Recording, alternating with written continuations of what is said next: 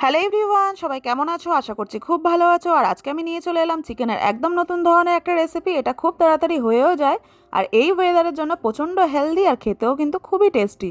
তো চলো রেসিপিটা তোমাদের সাথে শেয়ার করি। তো প্রথমেই দেখো, চিকেন আর পেঁপেটা আমি ভালো করে ধুয়ে পরিষ্কার করে নিয়েছি। তারপর কড়ার মধ্যে সামান্য একটু তেল দিয়ে গোটা গরম মশলা দিয়ে চিকেন পেঁপেটা অ্যাড করে একটু নাড়িয়ে চাড়িয়ে ঢাকা দিয়ে নিয়েছি।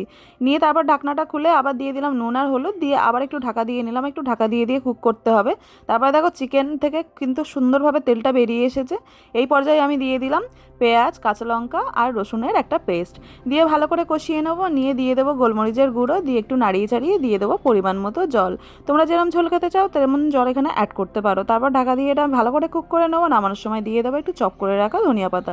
তো চলো, রেডি আমার খাবার। নিয়ে নিয়েছি গরম গরম ভাত আর চিকেন, তার সাথে কেটে নিয়েছিলাম সালাদ। সালাদ নিলে কিন্তু ব্যাপারটা আরও জমে যায়। তো চলো আমি খাওয়া দাওয়া করি, দেখা হচ্ছে নেক্সট ভিডিও। সবাই সুস্থ থেকো, ভালো থেকো, বাই বাই।